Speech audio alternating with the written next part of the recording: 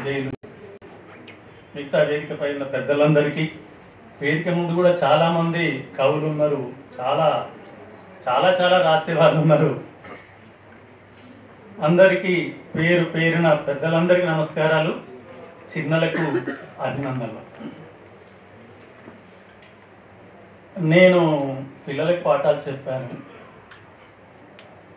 పంతులకు కూడా పాఠాలు చెప్పే అవకాశం అంటే సంఘనాయకునికి వచ్చింది కాబట్టి కొంతమందికి అని చెప్పాను.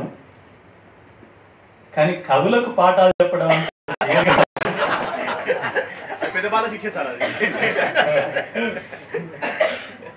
ఇంతమంది కవులు రచయితలున్న సభలో నన్ను కూర్చుండబెట్టిన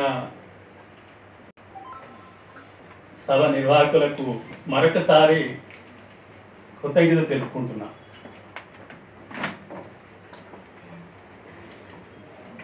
ఈ పుస్తకం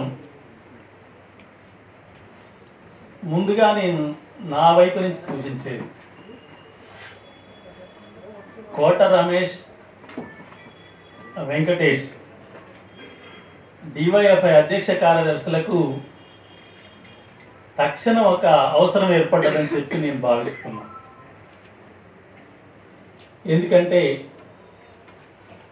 చదివే కాలం తగ్గింది, చూసే కాలం పెరిగింది.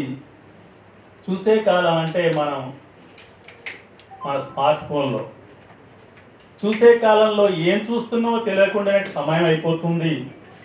చూడవలసిందో వినవలసిందో వినకుండానే సమయం అయిపోయి మళ్ళీ ఫోన్ కట్టేసే పరిస్థితి వస్తుంది. ఇది నేటి మన సోషల్ మీడియా పరిస్థితి. అది ఎవరు చేస్తున్నారో తెలియదు కాదు. ఇప్పుడు ఆ అమ్మాయి చాలా బాగా చెప్పింది. అందువల్ల డివైఎఫ్ఐ బాధ్యులిద్దరు కూడా డివైఎఫ్ఐ కార్యకర్తలకు వెంటనే ఈ పుస్తకంపై స్టడీ సర్కిల్ నిర్వహించాలని చెప్పి నేను సూచన చేస్తున్నాను. అంత బాగా రాస్తారు. ఇక ఇంతకంటే ఈ స్టడీ సర్కిల్ నిర్వహించి ఈ పుస్తకంలోని ప్రతి అక్షరాన్ని, ప్రతి వాక్యాన్ని చదివిరంటే తప్పనిసరిగా ఆ కార్యకర్తలు కార్యనిర్వహణలో ఎట్లుండాలనేది అర్థమవుతుంది, ముందుకెళ్తారు.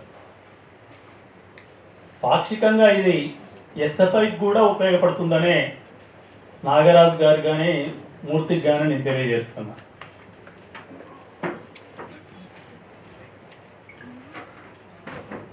ముందు మాట రాసిన తగుళ్ళ గోపాల్ గారు కానీ, కోట రమేష్ కానీ, ఆనగంటి వెంకటేష్ కానీ చాలా బాగా రాస్తారు. ఇక అమరవీరులు 14 మందిలో రాసిన విషయం, ఇందులో నాకు గుర్తున్న వాళ్ళు ఒక 5 14 మందిలో.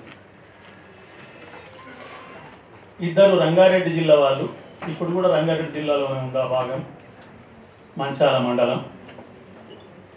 3 నల్లగొండ జిల్లా వాళ్ళు, ఇప్పుడు 2 నల్లగొండ జిల్లాకు వస్తారు, ఒకరేమో సూర్యాపేట జిల్లాకు వస్తారు. ఈ 5 నాకు కొంత ముఖపరిచయం కానీ వాళ్ళ చర్యలు కానీ చూసిన వాళ్ళే. ఇక ఉమ్మడి మహబూబ్ నగర్ లేదా ఇప్పుడు నాగర్ కర్నూలు జిల్లాకు చెందిన 3 అమరవీరులు,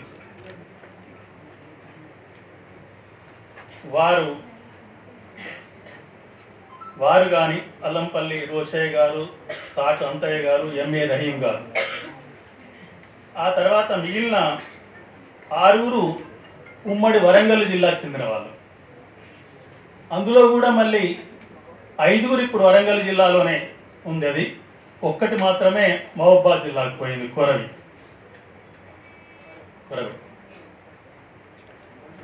ఇక్కడ రాసిన లోతైన అంశం,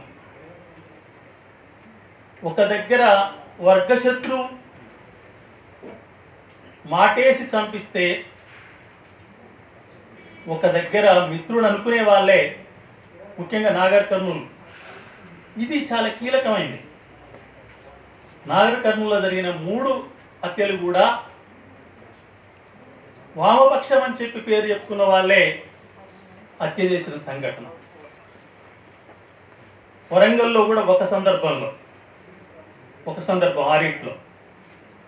అంటే విప్లవ్ విజయ్ వర్గ శత్రువే కాదు, ఒకే వర్గానికి చెందినా కూడా కొన్ని సందర్భాల్లో నిజమైన ప్రజానాయకుల్ని, ప్రజల కొరకు పనిచేసే వాళ్ళను ఎలా అంతమొందిస్తారనేది ఈ పుస్తకంలో కళ్ళకు కట్టినట్టు రాసి చూపెట్టారు.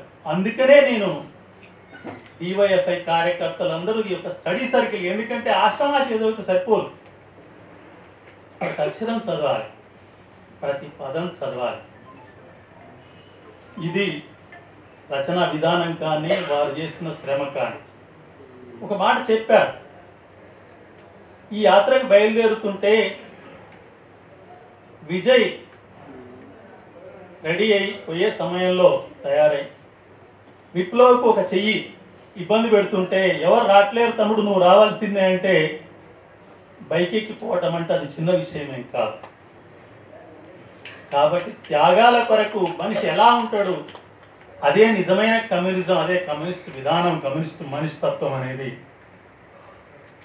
కవి యాకూబ్ గారు ఇప్పుడే చెప్పారు. నేను కూడా అప్పుడప్పుడు అంటుంటాను, మా ఉపాధ్యాయులలో రకరకాల రాజకీయ భావాలు ఉన్న వాళ్ళు ఉంటారు, కానీ రాజకీయ భావం భిన్నమైనా కూడా వాళ్ళ పని విధానం చూస్తే నువ్వు కమ్యూనిస్ట్ కంటే తక్కువేం కాదు, ఎందుకు నువ్వు ఇక అని అనేక సందర్భాలు అన్న సందర్భం. అంటే పని విధానం. పరాకాష్ఠ ఏం చెప్పారు, ఎదుటి మనిషి కష్టాల్లో ఉన్నప్పుడు కదిలించి ఆదుకోవటం కంటే కమ్యూనిజం గొప్ప ఇంకంతకంటే ఏముంటుంది, అదే కదా. అందువల్ల ఆ రకంగా ఈ కథనం ఉంది, ఈ పుస్తకం ఉంది, ఈ పుస్తకం ఆ రకంగా పనిచేస్తుందని చెప్పి తెలియచేస్తూ, ఇవ రచయిత్రి అమ్మాయి చెప్పిన దానికి ఈ సందర్భంగా నేను నా వైపు నుంచి ఒక మాట చెప్పాలని. రామాలయం అక్షింతలు మనం చూస్తున్నాం,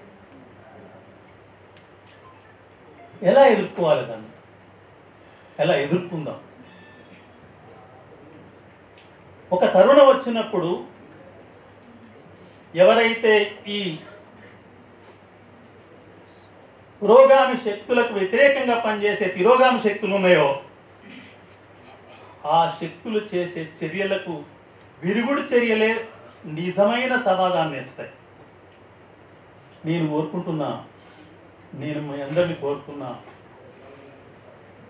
రేపు 26 జనవరి వస్తుంది, రాజ్యాంగం అమల్లోకి వచ్చి అప్పటికి 74 సంవత్సరాలు పూర్తయి 75వ సంవత్సరంలో అడుగు పెడుతుంది. మనం ఎవరికి వాళ్ళం? రాజ్యాంగ పీఠికను, ఆ పీఠిక యొక్క లక్ష్యాన్ని ప్రింట్ చేసి ఆ చిన్న కరపత్రాన్ని గడప గడపకు పంచుదాం.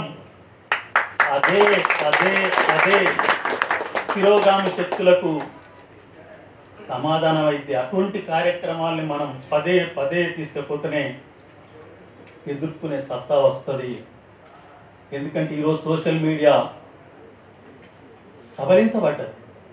ఓపెన్ చేసి చూస్తే పనికిరాని 75% ఉంటే పనికొచ్చేయి 25% కూడా లేదు. సర్చి కొట్టుకుంటే తప్ప పనికొచ్చేది కనిపించటం లేదు.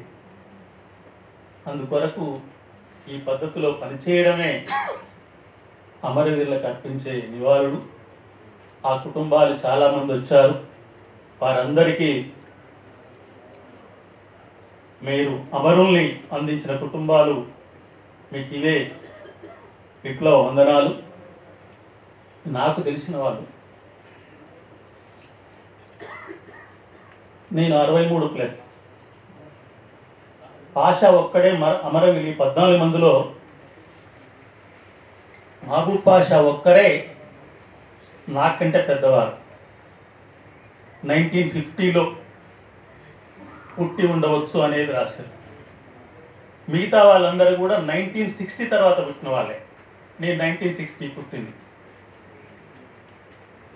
కొందరైతే Narahari 21 years, at the age of 21. వారిద్దరు మరణం ఎలా అయిందంటే